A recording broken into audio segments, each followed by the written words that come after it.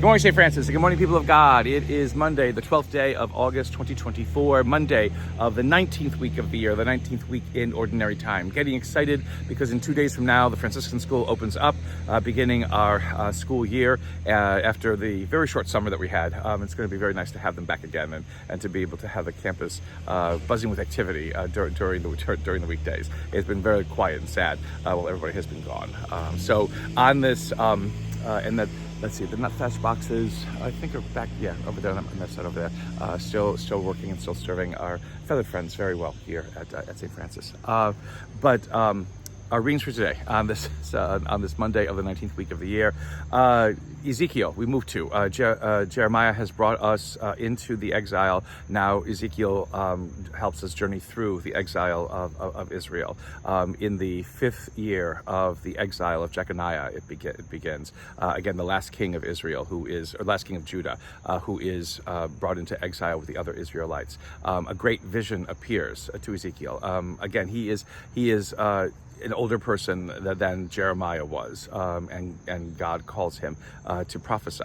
And the beginning of this prophecy is this amazing revelation of God's glory that Ezekiel has. And suffice it to say that there are many people who basically, in this description of great winged creatures that come down from the heavens, and then above them is seen through bands of light this one who looks like the Son of Man.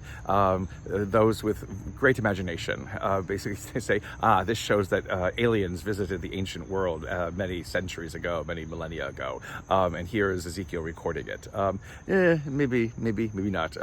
But the idea about this is that in this moment of devastation, in this moment of loss, this moment of becoming a foreign group in a foreign land, God has not abandoned Israel.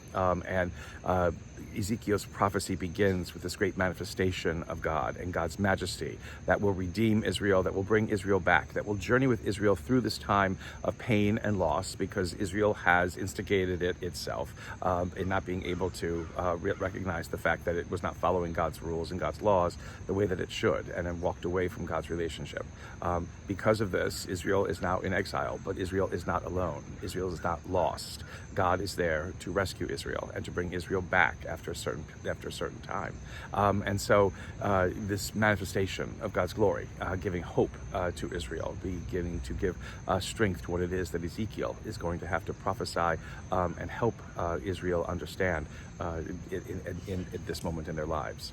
The gospel is a little bit more engaging because it seems to be a confluence of a lot of different things, and that Jesus is speaking to a couple of different matters. So how does that work? Well, okay, so we have a prediction of the Passion that begins today, which there are a couple of them in all the synoptics, that die and rise.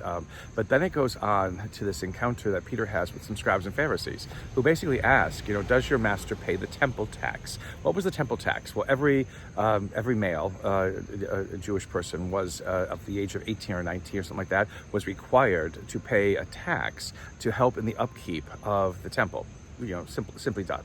And Peter says, well, yes, of course, Jesus does that. And I guess Jesus did. But then Jesus, after this conversation, again, has another conversation at a later moment with Peter, basically to say then, who should pay taxes, census taxes or other kinds of taxes, foreigners or subjects. And again, the Greek word for subject is sometimes sons, meaning, people who are, of that race and of that group and whatever it is. And Peter answers foreigners. And again, this is kings and other leaders and things like that. And there's a truth to that in the ancient world, that taxes were taken from those who were not citizens, but who were foreigners living within the boundaries of a kingdom or whatever it was. And that's how upkeep was done, by not taxing the citizens, but by taxing those who were not citizens. And so basically Jesus says that then all subjects should not pay taxes. Now, what does that mean? You know, again, it's like, is this about the temple tax, or is this about something else? And so there's two theories about this, which is very interesting. Is that Jewish Christians, because Matthew is writing to Jewish Christians, are struggling with the idea, now that they are no longer simply fully Jews but Jewish Christians, do they pay the temple tax? And Jesus seems to be saying no, because now they are sons and daughters of the kingdom, and no longer sons and daughters of a covenant that Jesus has, pushed forward and created and fulfilled in some ways. So it can be that kind of conversation from the future being written into what Jesus is saying, in this timeline that we're in Matthew. The other thing is even more interesting, is that once the temple was destroyed in 70 of the Common Era, the Romans made the Jewish remnant that continued to live in Israel before it was all deported pay a tax for the upkeep of the temple of Jupiter that was built upon the site of the temple of Jerusalem. And that would be something abhorrent, that they would never ever want to pay that. They were forced to pay it. But again, is this reading into that they should not have to pay this because they are not part of this empire? They are not part of this group of foreigners who are now calling them, to pay taxes. All very interesting. And again, so what do we take from that? What do we understand from that today? Well, again, the need to pay is revealed, I guess, in catching a fish that has a coin, which was worth more than what the tax was, and that's given, to the temple on behalf of Peter and Jesus. Again, it's a nice little thing, but I think it's this little bit of history that, if you're not aware of it, kind of is written into this.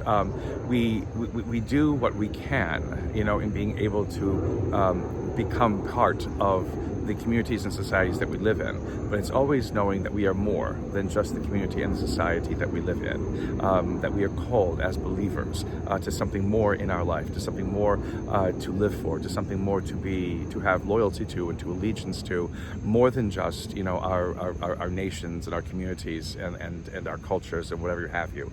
Serve them, respect them, help them, whatever, but always know that there is more to us as believers.